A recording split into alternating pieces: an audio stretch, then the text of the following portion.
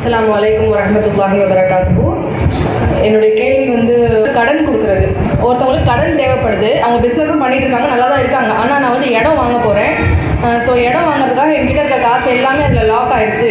நீங்கள் எனக்கு கடன் தாங்க, ஒரு 2 லட்ச ரூபா தாங்க. ஆனால் நீங்கள் எப்படின்னா எனக்கு பிஸ்னஸில் பார்ட்னர் மாதிரி, இந்த காசு நீங்கள் பார்ட்னர் மாதிரி நீங்கள் சேர்ந்துக்கோங்க. 1.5 வருஷத்துக்குள்ள நான் உங்களுடைய இந்த கடனை அடைச்சிருவேன். ஆனால் இந்த கடன் என்கிட்ட இருக்கிற வரைக்குமே நான் உங்களுக்கு மாதம் 2000 ரூபாய் அப்படி தரேன் அப்படின்றாங்க. அது ஹலாலா அப்படின்னு கேட்குறாங்க. அது ஆனால் சில பேர் இது வட்டின்னு சொல்லிட்டாங்க. ஸோ அதில் உழைப்பு உங்களுக்கு இருக்கணும்னு. ஆனால் அவங்க என்ன சொல்கிறாங்கன்னா, நீங்கள் லாப நஷ்டத்தில் எல்லாம் நீங்கள் பங்கெடுக்கணும். ஸோ நான் என்னால் முடியும் போது நான் மாதம் தரேன், எனக்கு நஷ்டம் வந்துச்சுன்னா நான் தரமாட்டேன் அப்படின்றாங்க. இது சரியா அப்படிங்கிறதுக்கு விளக்கம் வேணும். ஒரு குறிப்பிட்ட தொகையை கடனாக வாங்குறாங்க. அப்படி கடன் வாங்கக்கூடியவர் இதை ஒரு தொழில் என்ற அடிப்படையில் இந்த பொருளாதாரத்தை நான் கடனாக வாங்கிக்கிறேன், இதற்காக நான் மாதம் மாதம் ஒரு குறிப்பிட்ட தொகையை நான் உங்களுக்கு தந்துடுறேன் என்று சொல்கிறாங்களே. லாப நட்டம் வந்தால்தான் அது வியாபாரம் ஆகும், அதை இருதரப்பினரும் பொறுப்பேற்க வேண்டும் என்று சொல்லும் பொழுது நட்டம் ஏற்பட்டுச்சுன்னா அந்த மாதத்துக்கு நான் பணம் தர மாட்டேன், அதில் அது இருந்து அதை கழிச்சிக்குவோம் என்பதாக சொல்லி இதை நடைமுறைப்படுத்துறதுக்கு சொல்கிறாங்களே, இது சரியா அப்படின்னு கேட்குறாங்க. அடிப்படையில் ஒரு வியாபாரம் 2 பேர் சேர்ந்து செய்வதாக இருந்தால் மார்க்கம் சொல்லக்கூடிய விஷயம் என்னென்னா, அவர்கள் லாபத்திலும் நட்டத்திலும் பங்குதாரர்களாக இருக்கும். இப்போ ஒரு 2 லட்ச ரூபா ஆளுக்கு 2 லட்சம் 4 லட்ச ரூபா போட்டு ஒரு வியாபாரத்தை துவங்குறோம். அந்த மாதத்தினுடைய இறுதியில் ஒரு 10,000 ரூபாய் கிடைக்குதுன்னா அந்த 10,000 ரூபாயை அவங்களுக்கு மத்தியில் அவங்க பங்கிட்டு கொள்ளணும். அவங்களுக்கு மத்தியில் அந்த லாபத்தை பிரித்து கொள்ளணும். அந்த 4 லட்ச ரூபா போட்டு ஒரு தொழிலை நம்ம துவங்குறோம். அந்த மாதத்தில் பார்த்தீங்கன்னா ஒரு 10,000 நஷ்டமாயிருச்சுன்னு சொன்னால் இப்போ அந்த நஷ்டத்தையும் அந்த இரு சாராரும் பொறுப்பேற்று கொள்ளணும். இதை மார்க்கம் நமக்கு கூட்டு வியாபாரத்தின் சட்டமாக சொல்லுது. அதே நேரத்தில் செய்யப்படக்கூடிய வியாபாரம், அந்த பொருள் எதற்காக பயன்படுத்தப்படுது, என்ன வியாபாரத்துக்காக பயன்படுத்தப்படுது, ஏன்னா அப்படித்தானே சொல்லி தரப்படுது. நான் உங்கள்கிட்ட 2 லட்ச ரூபா வாங்கியிருக்கிறேன், இந்த 2 லட்ச ரூபாய் ஒரு பிஸ்னஸ்ன்னு நினச்சி கொடுங்க, பிஸ்னஸ்ன்னு நினச்சி கொடுங்க, இதில் வரக்கூடிய லாபத்திலிருந்து உங்களுக்கு ஒரு தொகையை தரேன்னு சொன்னாங்கன்னா அது என்ன பிஸ்னஸ், அது தெளிவுபடுத்தப்பட வேணும். இதுக்கு ஏராளமான செய்திகள் நபி மொழிகளில் நம்ம ஆதாரமாக பார்க்கலாம். ஒரு நபர்கள் 2 நபர்கள் சேர்ந்து அல்லது 3-4 நபர்கள் சேர்ந்து ஒரு வியாபாரத்தில் கூட்டாக இருப்பாங்கன்னு சொன்னால் அந்த வியாபாரம் என்ன வியாபாரம், எதற்கு அந்த பொருளாதாரம் பயன்படுத்தப்படுது என்பது அதில் பங்குதாரராக இருக்கக்கூடிய அனைவருக்கும் தெரிந்திருக்க வேண்டும். இது முதல் அடிப்படை. அப்படி அது தெரிந்திருக்கும் நேரத்தில் அந்த வியாபாரத்தினுடைய அந்த கணக்கு வழக்குகள், அதனுடைய கொடுக்கல் வாங்கல்கள் அது அனைவருக்கும் தெரிந்ததாக இருக்க வேண்டும், ஒளிவு மறைவாக இருக்கக்கூடாது. அப்படி ஏற்படக்கூடிய அந்த வியாபாரத்தினுடைய லாப நஷ்டங்கள் அனைத்துமே அதில் பங்குதாரராக இருப்பவர்களிடத்தில் அது சரியான முறையில் பிரிக்கப்படும். லாபம் வந்தால் மட்டும் தருவேன், நட்டம் வந்தால் தரமாட்டேன், நட்டம் வந்துச்சு சொன்னால் அதை கணக்கெடுத்துக்க கூடாது என்று இருந்தால் அது வட்டி என்ற நிலைக்கு வந்துவிடும். இது அல்லாஹ்வுடைய தூதர் அவங்க 2 விதமாக ஹதீஸ்களில் சொல்கிறாங்க. ரிபன் நசியா, ரிபன் ஃபதுல். ஒரு விஷயம், ஒரு பொருள் ஒன்று இருக்கும், அந்த பொருளை நம்ம வாங்கி வச்சிருப்போம், வாங்கி வச்சிருக்கிறதுனாலயே அது ஒரு வட்டிங்கிறது என்ன செய்யும், ஏற்படும். அதுக்கு நீங்கள் காலம்லாம் கொடுக்க தேவையில்லை, அதுக்கு சில நேரங்கள்லாம் நீங்கள் கொடுக்க தேவையில்லை. அந்த பொருளை நீங்கள் கொஞ்சம் வைத்திருந்தாலே அது கொஞ்ச நாளைக்கு என்ன செய்யணும், அது ஏறிக்கிட்டே போகும். தங்க காயின் இருக்கு, நகை இருக்கிறது, இந்த நகை இருக்குல்ல, இந்த நகைக்கு நகை நான் என்ன செய்கிறேன், விற்று வாங்குறேன்னு சொன்னால் ரசூலுல்லாஹ் என்ன சொன்னாங்கன்னா, உடனுக்குடன் அந்த வியாபாரத்தை முடிச்சுக்குங்க. ஏன்னா இந்த நகைங்கிறது அப்படியே ரேட்டு மாறிக்கிட்டே இருக்கும், சடனா ஏறும் சடனா குறையும். நான் இப்போ வாங்கிட்டு நான் உனக்கு அப்புறம் தரேன்னு சொன்னால் இப்போ ரேட்டு ஏறிச்சுன்னா இவர் லாபம் அடைஞ்சவர் ஆயிடுவார், அவர் நட்டம் அடைஞ்சவர் ஆயிடுவார். இப்போ ரேட்டு இறங்கிடுச்சுன்னா இவர் நட்டம் அடைஞ்சவர் ஆயிடுவார். இப்போ யாருக்கும் எந்த விதத்தையும் வியாபாரத்தில் பாதிப்பு விடக்கூடாதுங்கிறதுக்காக ரசூலுல்லாஹ் இந்த ஒரு வழிமுறை சொல்றாங்க. ரிபன் நசியா அப்படின்னு ஒரு வழிமுறையை ரசூலுல்லாஹ் சொல்லி தர்றாங்க. அது என்ன ரிபன் நசியா அப்படின்னு சொன்னா, கால தாமதத்தினால் ஏற்படக்கூடிய விலையேற்றம். இப்போ நான் ஒரு பொருளை விற்பனை செய்கிறேன், அந்த பொருளை 10,000 ரூபாய், இப்போ நீங்கள் ரெடியாக காசு கொடுத்து எடுத்தீங்கன்னா 10,000 ரூபாய். இதே நீங்கள் 10 மாதம் நீங்கள் மாதம் மாதம் தவணையாக நீங்கள் தருவீங்கன்னா மாதம் மாதம் நீங்கள் 1,100 ரூபா கட்டணும். 10 மாதத்தினுடைய இறுதியில் 11,000 ரூபா ஆகும். இந்த 1,000 ரூபா ஏன் கூடுச்சு, நான் உனக்கு 10 மாதம் டைம் தந்ததில்ல, இந்த தவணைக்காக வேண்டி இந்த 1,000 ரூபாயை கூட்டுறாங்க. அப்போ இந்த கால தவணைக்காக வேண்டி ஒரு பொருள் கூட்டப்படும்னு சொன்னால் அதை அல்லாஹ்வுடைய தூதரவங்க என்ன செய்கிறாங்க, வட்டின்னு சொல்கிறாங்க. இன்னொரு விதத்தில் அல்லாஹ்வுடைய தூதரவங்க சொல்லக்கூடியது என்ன, ஒருவர்கிட்ட ஒரு பொருள் வாங்குகிறோம், ஒரு கடனாக வாங்குகிறோம், அதை வாங்கியதை விட கூடுதலாக கொடுக்கப்பட்டால் அதுவும் வட்டி தான். 10,000 ரூபா வாங்கிட்டோம், ஏன்னா 10 மாதம்லாம் டைம் எடுக்கலை, 10 நிமிஷத்தில் திருப்பி கொடுக்குறேன், 12,000 ரூபாயை திருப்பி தர்றேன், 11,000 ரூபாயை என்ன செய்கிற திருப்பி தரணும்னா இது வட்டி. இது தெளிவான வட்டி என்று மார்க்கம் நமக்கு சொல்லித் தருகிறது.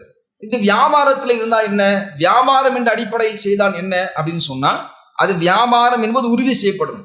கடன் ஒருத்தர் காசு கேட்கிறாரு, 2 லட்ச ரூபாய் கொடுங்க, கடனா கொடுங்க, நான் உங்களுக்கு மாசம் மாசம் வியாபாரத்துல தர்ற மாதிரி 2000 ரூபாய் தர்றேன்னு சொன்னார்னா, அது வியாபாரத்தை பூர்த்தி செய்யக்கூடிய நிபந்தனைகளை எல்லாம் உள்ளடக்கி இருக்குதா? அது என்ன வியாபாரத்துக்காக அந்த பணத்தை பயன்படுத்துறாருன்னு தெளிவா இருக்குதா? அதுல வரக்கூடிய கொடுக்கல் வாங்கல் 2 நபர்களுக்கும் அதில் பங்குதாரரா இருக்கிறவங்களுக்கு தெளிவா இருக்குதா? அதில் வரக்கூடிய லாப நட்டங்கள் தெளிவா இருக்குதா? அப்படி தெளிவா இருந்தால்தான் அது வியாபாரம். இல்ல நீ 2 லட்ச ரூபாய் கூட நான் மாசம் மாசம் 2000 ரூபாய் தர்றேன்னு சொன்னா, இவங்க இந்த பேச்சுக்கு இது வியாபாரம்னு ஒரு வார்த்தைக்கு சொன்னாலும் கூட அவர்களுடைய நடைமுறையில் அவர்கள் எதற்காக கொடுக்குறாங்கன்னா வட்டிங்கிற அடிப்படையில தான். அவர் காசு தந்துட்டார்ல, தந்ததுக்காக கொடுக்கணும்ல, அப்பதான் அவர் அமைதியா இருப்பாரு என்பதற்காக விட்டுத்தானே செய்யறாங்க. இந்த பணத்தை தர்றாங்க. இந்த பணத்தை ஏன் தர்றாங்க? நான் 2 லட்ச ரூபா வாங்கியிருக்கிறேன், உடனே தரப்போறது கிடையாது, நான் எப்படியும் கொஞ்ச நாள் கழிச்சு தான் தருவேன். இப்போ தர்ற வரைக்கும் நீ அமைதியா இருக்கணும். எப்ப அமைதியா இருப்பிய? ஒண்ணுமே தரல, 2 வருஷம் 10 வருஷம் இழுத்துக்கிட்டே போது அமைதியா இருப்போமா? நான் கொடுத்த பணம் எங்கடான்னு கொதிக்க ஆரம்பிச்சிருவேன்.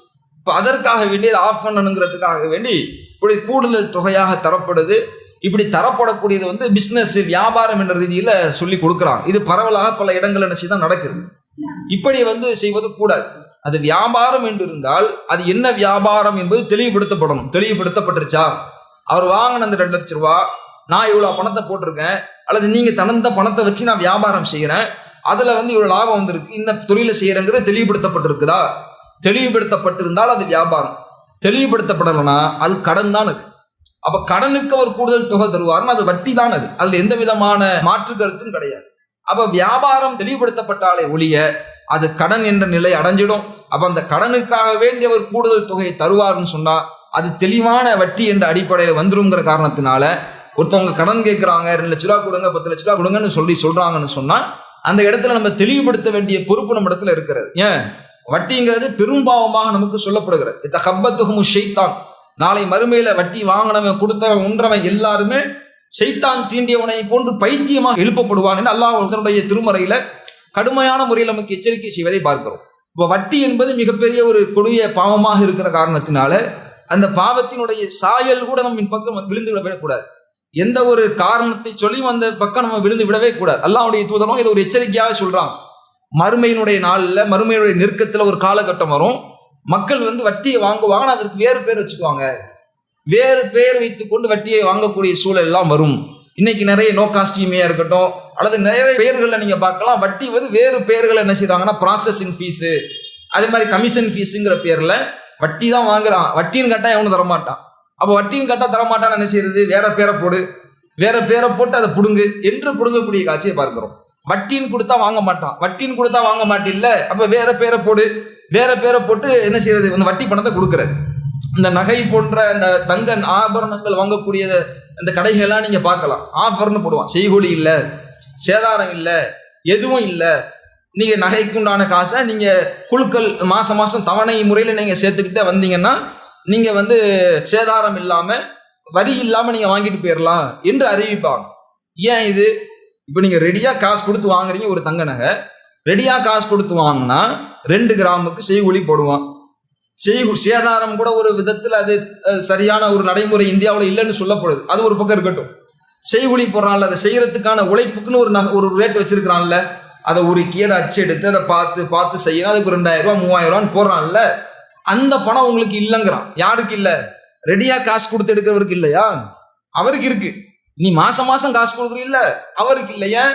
ஏன்னா நீங்க கொடுக்கக்கூடிய மாசம் ஒவ்வொரு நகையும் அவனுடைய வியாபாரம், வட்டி வியாபாரத்துல அதுல புழங்கப்படுது. நீங்க அவனுக்கு மாசம் மாசம் கொடுத்த அந்த தவணை, அந்த தவணைக்காக வேண்டி அவன் உங்களுக்கு தள்ளுபடி தர்றான்னா இது தள்ளுபடி இல்லை, தள்ளுபடிங்கிற பெயரில் தரப்படக்கூடிய வட்டி. அப்ப வட்டியை மறுமை நாளுடைய நெருக்கத்துல வேறு பெயர்களில் மக்களிடத்தில் அது கொடுக்கப்படும், வாங்கப்படும். அல்லாஹ்வுடைய தூதரவங்க முன்னெச்சரிக்கையா நமக்கு சொல்லி இருக்கிறாங்க.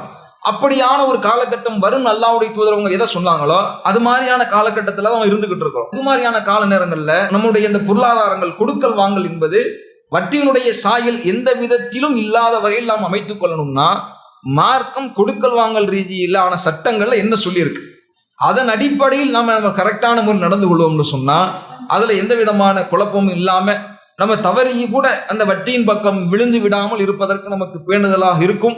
எனவே நம்ம ஒருத்தவங்களுக்கு கடன் கொடுக்குறோம், கடன் வாங்குறாங்க என்று சொன்னால் அதை கடனாக அவர்கள் கொடுத்து கடனாக நம்ம வாங்கிக் கொள்ளணும்னா பிரச்சனை இல்லை. நீங்க கடனா தாங்க, அதை நான் வியாபாரத்துக்கு பயன்படுத்தினேன், அதுல இருந்து வரக்கூடிய லாபத்தை உங்களுக்கு தருவேன்னு சொன்னாங்கன்னா அங்க நம்ம உறுதிப்படுத்தப்பட வேண்டியது என்ன வியாபாரம், அதில் வரக்கூடிய லாப நட்டம் என்ன, அதில் நானும் பங்கேற்கிறேனா என்பதை வைத்துத்தான் அதை தீர்மானிக்கணும். இல்ல இல்ல லாபத்துக்கு நான் 2000 ரூபாய் தர்றேன், நட்டம்னு வந்துச்சுன்னு சொன்னா நான் உங்களுக்கு காசு தர மாட்டேன் என்று சொல்வது இது ஒரு சால்ஜாப்பு செய்யறது தான். அது ஒரு மூடலாக ஒளிச்சு மறைச்சி வட்டியை திணிப்பது தான். ஏன் தரமாட்டேன்னு சொல்றாரு? கணக்கு வழக்கு தெளிவா இருக்கணும்ல. எவ்வளவு கொடுத்தீங்க, எவ்வளவு வாங்கினீங்க, எவ்வளவு லாபம் வந்துச்சு, எவ்வளவு நட்டம் வந்துச்சு, அது சரியாகத்தான் அந்த லாப நட்டம் பிரிக்கப்படுதா, அது தெளிவாக இருந்தால்தான் அது வியாபாரம். அது தெளிவா இல்லைன்னா அது வியாபாரமாக இருக்காது, கடன் தான். கடனுக்கான கூடுதல் தொகையாக தரப்படக்கூடிய வட்டி தான். அது வட்டின்னு சொன்னா ஏத்துக்க மாட்டாங்க என்பதற்காக வேண்டி வேறு பெயர்களை அதை அவங்கள வழிக்கு கொண்டு வரதுக்காக, அவங்கள சம்மதிக்க வைக்கணுங்கிறதுக்காக வேண்டியாக சொல்லப்படக்கூடிய பசப்பு வார்த்தைகளாகத்தான் இது இருக்குது. எனவே மார்க்கம் கொடுக்கல் வாங்கல் ரீதியில் என்ன சொல்லி இருக்கிறது, அதன் அடிப்படையில் நாம செயல்படும் பொழுது அந்த வட்டியிலிருந்து நம்ம விலகிக் கொள்ளலாம். இதுல இவங்க அப்படி சொல்றாங்களே, இவங்க இப்படி சொல்றாங்களே, இப்படி சொன்னா சரியா தப்பா எது கூட நம்ம போக தேவையில்லை. அடிப்படை என்ன, அடிப்படையில் நின்று நாம் அனைத்தையும் அணுகும் பொழுது நம்ம எந்த விஷயத்திலும் நம்ம வழிதவறி போவதற்குண்டான வாய்ப்பே இல்லை, நம்ம தடுமாறி போறதுக்கான வாய்ப்பே இல்லை. அப்ப வியாபாரம் தொடர்பாக சொன்ன மார்க்கத்தினுடைய அடிப்படை என்ன, அந்த அடிப்படையில் தான் இந்த கொடுக்கல் வாங்கல் இருக்குதா, அப்ப ரைட்.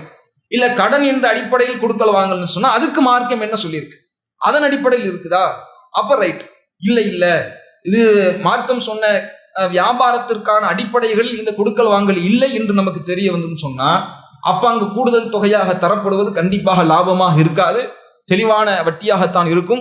எனவே இந்த நிலையில் இருக்கக்கூடிய அவங்கவுங்க ஆய்வு செய்து முடிவெடுத்துக்கணும். நம்ம கொடுக்கக்கூடிய பொருளாதாரம் எதற்கு போகுது, எந்த தொழிலுக்கு போகுது, லாப நட்டம் என்ன என்பதை அவங்க ஆய்வு செய்து முடிவெடுக்க வேண்டிய விஷயமா இருக்கிறது. மார்க்கத்தினுடைய அடிப்படை இதுதான் என்பதை இதற்கான பதிலாக சொல்லுங்க.